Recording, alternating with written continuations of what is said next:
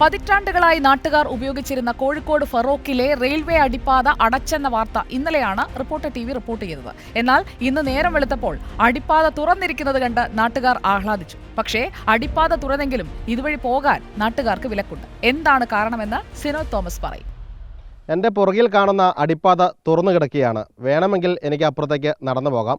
അങ്ങനെ നടന്നു പോയാൽ റെയിൽവേ എനിക്കെതിരെ നടപടിയെടുക്കും.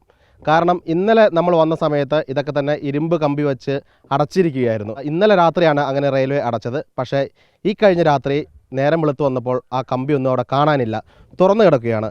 എന്താ ശരിക്കും സംഭവിച്ചത്? എന്താണെന്ന് നമുക്കും അറിയില്ല. കാരണം രാവിലെ എണീറ്റ് നോക്കിയപ്പോൾ ആളുകൾ വിളിച്ച് പറയുന്നുണ്ട് ഇതെല്ലാം തുറന്നിട്ടുണ്ട്. വന്നൊരു 10-11 മണിയായപ്പോണ്ട് നമ്മളിവിടെ റെയിൽവേൻ്റെ പോലീസുകാർ വിളിക്കുന്നു. ഞാൻ കൗൺസിലറാണ് ഇവിടുത്തെ. അവർ വിളിച്ചിട്ട് പറയുന്നത് ഇത് വേറെ ആരോ ചെയ്തതാണ്. അപ്പോൾ ഞങ്ങൾ ശരിക്കും സർപ്രൈസ്ഡാണ്, ഇതെന്താ സംഭവിച്ചെന്നുള്ളതിൽ അറിയില്ല. അപ്പോൾ വേറെ ആരോ ചെയ്തതാണെന്നില്ല. അപ്പോൾ MP-യും അതേമാതിരി വേറെ ആരോ എന്ന് പറഞ്ഞാൽ റെയിൽവേ അല്ല, നാട്ടുകാരാണെന്നാണോ? അതാണ് റെയിൽവേൻ്റെ ക്ലെയിം. എന്തായാലും നമ്മൾക്ക് വല്ലാത്തൊരു ബുദ്ധിമുട്ട്. അപ്പോൾ ഇനിയിപ്പോൾ ജനങ്ങൾക്ക് ഇവിടുന്ന് നടന്നു പോകണമെന്നുണ്ടെങ്കിൽ അത് റെയിൽവേ പറയുന്നത് വളരെ കർശനമായ നടപടി എടുക്കും എന്നുള്ള രീതിയിലാണ് റെയിൽവേ പോകുന്നത്. ഇതൊരു വലിയ ടെക്കോബാറിലേക്കാണ് പോകുന്നത്. ഇവിടെ ബോർഡ് വല്ലതും വെക്കാൻ പോകുന്നുണ്ടോ റെയിൽവേ പറഞ്ഞ വൈകുന്നേരത്തോടു കൂടി ഇവിടെ ബോർഡ് സ്ഥാപിക്കുന്നുണ്ട്. എന്തായാലും നമ്മൾ ജനങ്ങളുടെ കൂടെ തന്നെയാണ്, ജനങ്ങൾക്കാണ് വേണ്ടിയിട്ടാണ് ഈ സംവിധാനങ്ങളൊക്കെ നടക്കുന്നത്. ഈ വെള്ളക്കെട്ട് ഒഴിവാക്കേണ്ടത് റെയിൽവേ ആണോ? അതെ, കാരണം റെയിൽവേൻ്റെ സ്ഥലത്ത് നമുക്കൊരു കൈക്കോട്ട് പോലും കൊണ്ട് വെക്കാൻ പറ്റില്ല. അപ്പം വന്നിട്ട് വരെ ഉദ്യോഗസ്ഥന്മാരെ തടയും. കാരണം പലവട്ടം ഞങ്ങൾ ശ്രമിച്ചത് അവിടെ. ഇവിടുത്തെ ദുരിതാവസ്ഥ കണ്ടില്ല, ഇവിടുത്തെ റോഡ് നന്നാക്കാൻ കഴിയുന്നില്ല. ഞങ്ങൾക്ക് ഒരു ആക്ഷനും മുനിസിപ്പാലിറ്റി എന്നുള്ള രീതിയിൽ ഞങ്ങൾക്ക് എടുക്കാൻ കഴിയുന്നില്ല. ഇവിടെ 100 വർഷത്തിലേറെ പഴക്കമുള്ള അണ്ടർ ബ്രിഡ്ജാണ്. സാധാരണ ഇവിടെ സ്കൂളിൽ പോകുന്ന കുട്ടികളും ഏറ്റവും പഴമക്കാർക്ക് ഇതിൻ്റെ ചരിത്രം എന്തെന്ന് പറയാൻ പറ്റുള്ളൂ. അപ്പോൾ റെയിൽവേ സാധാരണ ഒരു പണി ഇവിടെ ചെയ്യിക്കുമ്പോൾ നേരത്തെ നമ്മൾ അറിയിച്ചതിന് ശേഷമാണ് ചെയ്യൽ. ഇത് നമ്മളറിയാതെ അർദ്ധരാത്രി വന്ന് അടയ്ക്കുകയും ചെയ്ത് അതോടൊപ്പം തന്നെ അർദ്ധരാത്രി അത് ഒഴിവാക്കുകയും ചെയ്ത്. ആരൊഴിവാക്കി? റെയിൽവേ അല്ലെന്നാണ് പറയുന്നത്.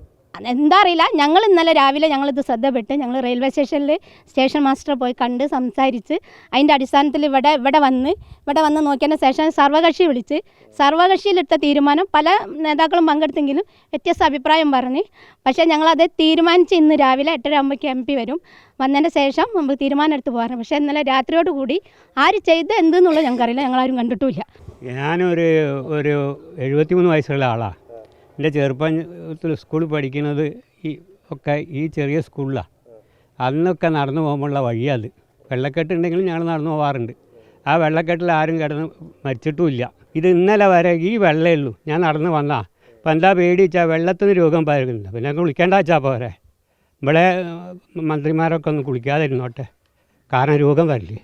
സ്ഥലം MLA മന്ത്രിയാണ് PM മുഹമ്മദ് റിയാസ്. അദ്ദേഹം ഉൾപ്പെടെ ഈ വിഷയത്തിൽ ഇടപെട്ടിരുന്നു, പരാതി കൊടുത്തിരുന്നു. സ്ഥലം MP MK രാഘവനും സ്ഥലം സന്ദർശിക്കുകയും പരാതി കൊടുക്കുകയും ചെയ്തിരുന്നു. പക്ഷേ MP വന്നപ്പോഴത്തേക്കും ഇത് മുറിച്ച് ആരോ മാറ്റിയിട്ടുണ്ടായിരുന്നു. സ്ഥലത്ത് പോലീസുണ്ട്, റെയിൽവേ പരാതി പോലീസിൽ നൽകിയിട്ടുമുണ്ട്.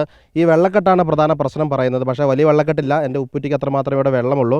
ഇത് പതിറ്റാണ്ടുകളായിട്ട് ഉപയോഗിക്കുന്ന ഒരു അടിപ്പാതയാണ്. എല്ലാ വർഷകാലത്തും ഇതേ രീതിയിൽ ഇവിടെ വെള്ളക്കെട്ട് ഉണ്ടാകാറുള്ളതാണ്. അന്നൊന്നും അടയ്ക്കാതിരുന്ന റെയിൽവേ അടിപ്പാത എന്തുകൊണ്ട് ഇത്തവണ അടച്ചു എന്നൊരു ചോദ്യം മാത്രമേ ഇവിടെ ഉന്നയിക്കുന്നുള്ളൂ. അതിന് ഉത്തരം പറയാൻ റെയിൽവേ തയ്യാറായിട്ടുമില്ല. ഈ വെള്ളക്കെട്ടിൻ്റെ പ്രശ്നം പരിഹരിക്കേണ്ടതും റെയിൽവേയാണ്. വീഡിയോ ജേർണലിസ്റ്റ് മകേഷ് ബാലശ്ശേരിക്കൊപ്പം reporter Sinoj Thomas, in reporter, Kozhikode.